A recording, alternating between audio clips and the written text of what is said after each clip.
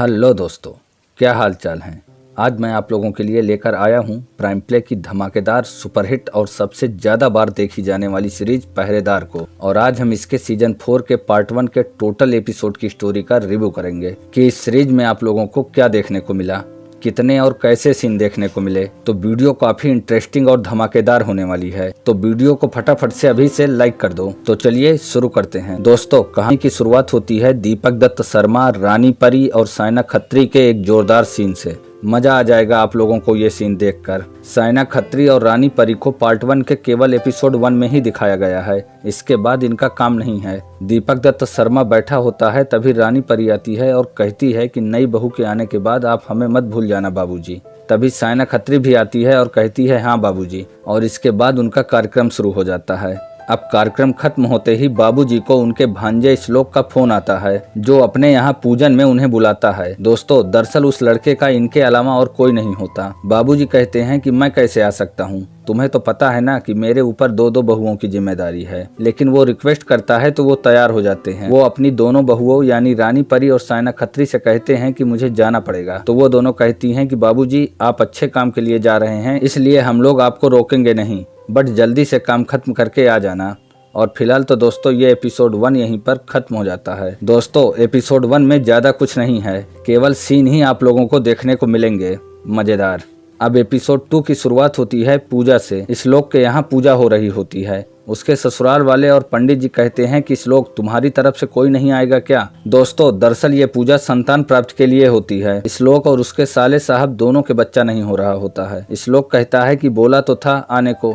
श्लोक का साला कहता है कि पंडित जी बिना इनके पक्ष से किसी के आए पूजा संपन्न नहीं हो सकती क्या। पंडित जी कहते हैं कि कदाचित नहीं। तभी बाबूजी वहां आ जाते हैं और कहते हैं कि पूजा संपन्न होगी आज और अभी। अब दोस्तों, इसके बाद वहां पर पूजा संपन्न होती है। श्लोक अपने मामा जी को सबसे मिलवाता है, अपनी सास, पत्नी, अपने साले, उसकी पत्नी और अपनी साली से। अब श्लोक की सासू माँ कहती हैं कि मामा जी को घर ही ले चलते हैं, वहीं पर बात होगी। अब अगले सीन में सब लोग कुछ खा पी रहे होते हैं। समधन जी पूछती हैं कि समधी जी आपको आने में कोई दिक्कत तो नहीं हुई। बाबूजी कहते हैं कि नहीं नहीं कोई दिक्कत नहीं। श्लोक की सास कहती है कि जब आप आ ही हैं तो कुछ दिन रुक कर जाइए। बाबूजी कहते हैं कि क्या है ना, मैं ज्यादा कहीं रुक नहीं सकता। लेकिन सब के सब रिक्वेस्ट करने लगते हैं, तो बाबूजी कहते हैं कि ठीक है, जब आप लोग इतना रिक्वेस्ट करते हैं तो रुक ही जाते हैं। समधन जी कहती हैं कि समधी जी मुझे आपसे कुछ बात करनी है अकेले में।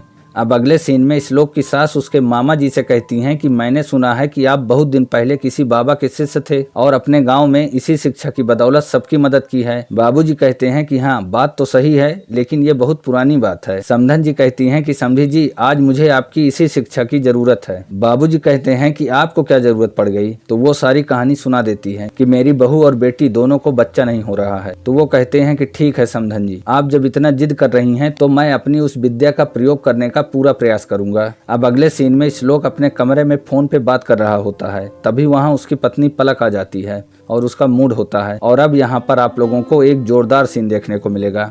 और कार्यक्रम चल ही रहा होता है कि श्लोक को फिर से किसी का फोन आ जाता है और वो कहता है कि बस मैं अभी आया। पलक कहती है कि अब कहाँ जाना है। तो श्लोक कहता है कि कितनी बार कहा है कि टोका मत करो, और वो कार्यक्रम बीच में ही छोड़कर चला जाता है। इधर दूसरी तरफ नम्रता यानी श्लोक की साली अपने कमरे में कहानी की किताब पढ़ रही होती है। तभी उसकी भाभी कुसुम आ जाती है और कहती है कि क्या कर रही हो निम्मू। वो कहती है कि कुछ नहीं, बस स्टोरी पढ़ रही हूँ। उसकी भाभी कहती है कि तुम्हारे और जीजा जी के बीच में सब ठीक है ना।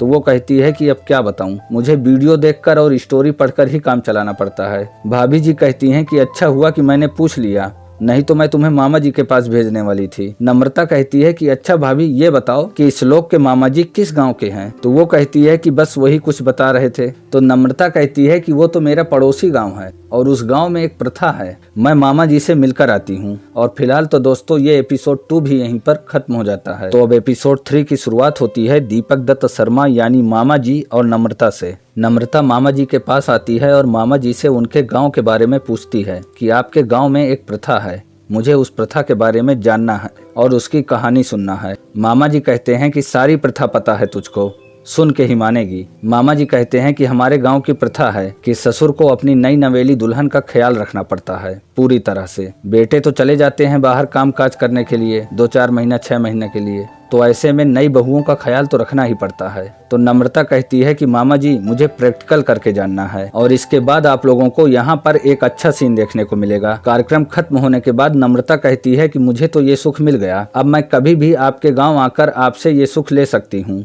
अब अगले सीन में मामा जी घर के हॉल में बैठे चाय पी रहे होते हैं। तभी आरती की थाली लेकर श्लोक की पत्नी यानी पलक वहाँ पर आती है और आरती पूरा करके मामा जी को प्रणाम करती है। तो मामा जी कहते हैं कि मुझे ये देखकर बहुत अच्छा लगा कि आज भी तुम्हें पूजा पाठ में विश्वास है। पलक कहती है कि जी मामा जी, या तो बाबूजी बोलो या ससुर जी, थोड़ा अपनापन सा लगता है। पलक हंसते हुए कहती है कि जी बाबूजी, लेकिन फिर अचानक मायूस हो जाती है। बाबूजी कहते हैं कि क्या हुआ, कोई समस्या है क्या? तो पायल कहती है कि नहीं बाबूजी, ऐसी कोई बात नहीं है। बाबूजी कहते हैं कि मुझे साफ नजर आ रहा है तुम्हारे चेहरे से कि तुम परेशान हो, और बाबूजी भी बोल रही हो और परेशानी भी छुपा रही हो, बताओ। तब पायल कहती है कि कभी कभी तो ऐसा लगता है बाबूजी कि ये पूजा पाठ करके भी कोई फायदा नहीं है। बाबूजी कहते हैं कि अरे बहू, ऐसी बात नहीं करते। पलक कहती है कि क्या कहूँ बाबूजी, इस लोग हमेशा मुझसे दूर दूर भागते हैं। बाबूजी कहते हैं कि अरे ऐसा मत सोचो। पलक कहती है कि मुझे एक बीमारी है, अगर मैं 25 साल के अंदर प्रेग्नेंट नहीं हुई तो उसके बाद मैं कभी माँ नहीं बन सकती। बाबूजी कहते हैं कि 25 साल के बाद माँ ही नहीं बन पाओगी। बाबूजी कहते हैं कि खैर तुम चिंता मत करो, मेरे पास एक विद्या है जो मैंने एक बहुत बड़े गुरु से सीखी है, और उस विद्या से जो दवाई बनेगी उसे खाकर तुम जरूर माँ बन जाओगी। ये सुनकर पायल बहुत खुश हो जाती है, कहती है कि सच में बाबूजी, अगर ऐसा हुआ ना तो मैं आपको धन्यवाद कहूंगी। बाबूजी कहते हैं कि अरे ऐसी कोई बात नहीं है, ये तो मेरा फर्ज है। अब अगले सीन में श्लोक का साला कमरे में बैठा अपने लैपटॉप पर कुछ काम कर रहा होता है। तभी उसकी पत्नी कुसुम आ जाती है और काफी रोमांटिक मूड में होती है और कुछ बचपना करने लगती है।